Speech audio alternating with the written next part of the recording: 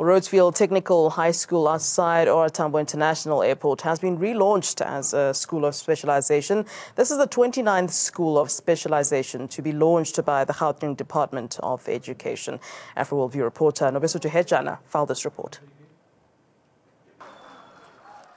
The MEC for Education in Gauteng, Lesufi, says his 2030 vision plan is to see more young people queuing at graduation ceremonies rather than social grants queues. Launching the aviation school in Campton Park at Rhodesfield Technical High School, Lesufi says the department plans to build 25 specialized schools before the end of the political term. We really believe they are going to contribute to the economic development and skills revolution in our province. We need new skills and we have to create interest, and these learners are the future. You can see the way they've created products, the way they are reciting things. So we're quite excited as a department that we've planted the seed that you can't have an airport close to them and they don't know what is happening there.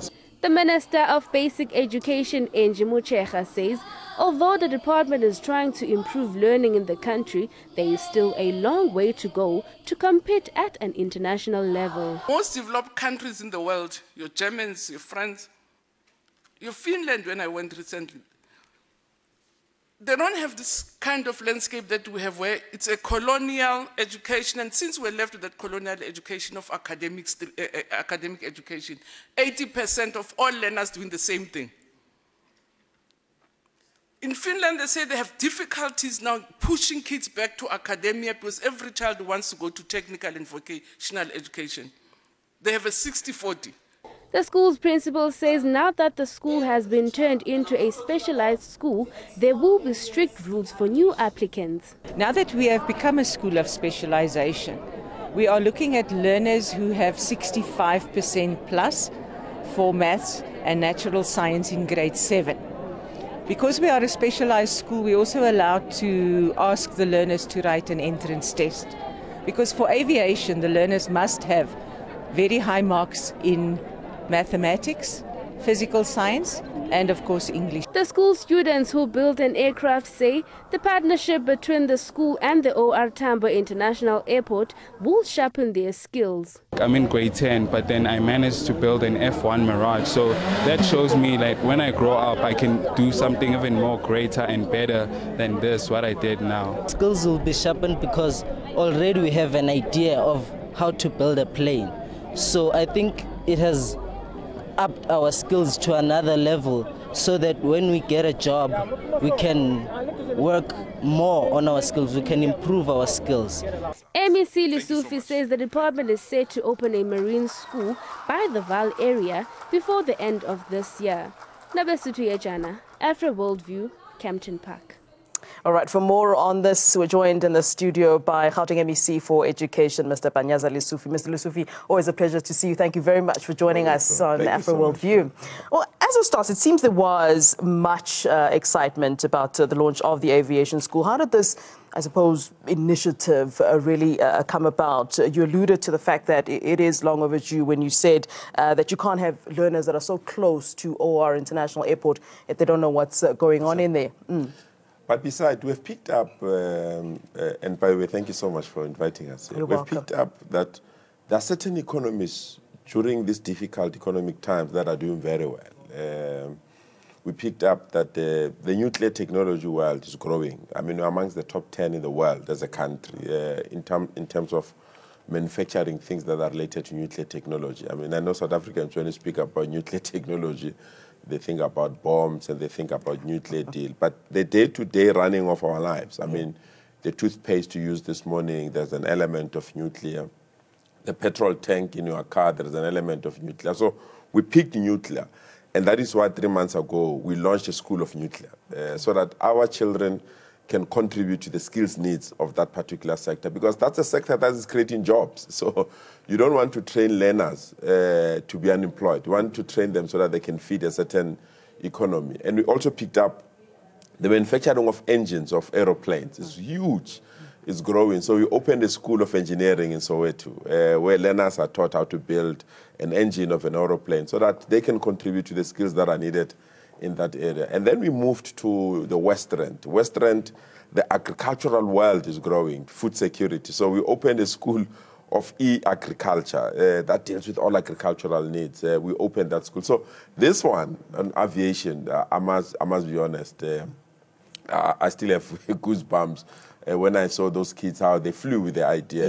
Yes. Because they're next to an international airport, and the municipality is investing a lot of money on something that they call aerotropolis, which means is the economics of the airport. And we have a school there, and we felt that let's convert that school to a school of aviation. You know, when you are in an aeroplane, you see those lights on the runway, you don't know what they mean. Yes. And those kids now, they know. Is there a sense that, these learners felt that this was never an option to them or never ever accessible to them? Yes. And why did it take, and I think credit to you, why did it take so long to identify that these are some of the issues that need to be addressed in terms of, where learners go after school? I mean, we've seen, learners queuing at the different varsity stampedes, all kinds of things that we're seeing, when this could have actually been done quite a while ago. Actually, I went with the minister to Finland, and when we were there, and I said to the minister, I mean, this is a developed country. Majority of their children don't go to universities. They go to technical schools.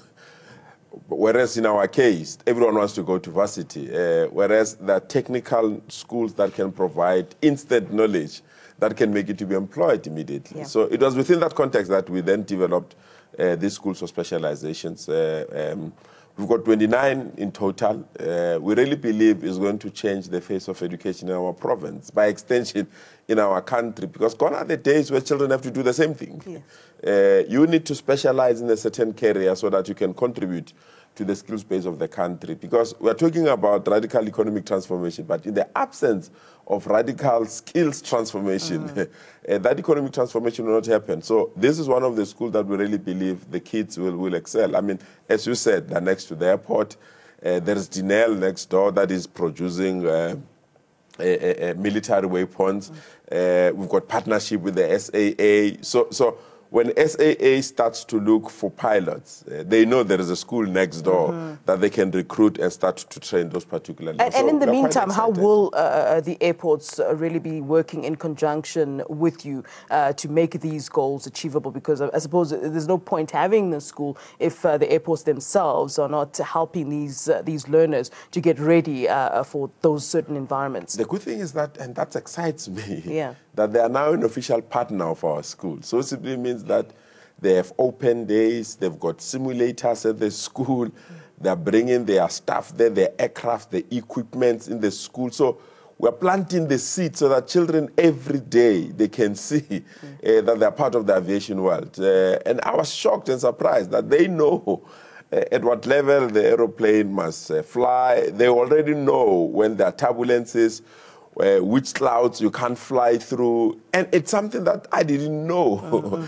And the mere fact that they know these things at this tender age, it means that we have planted the seed that will make them to have an interest to fly. Because as you say, they thought this thing is for the rich.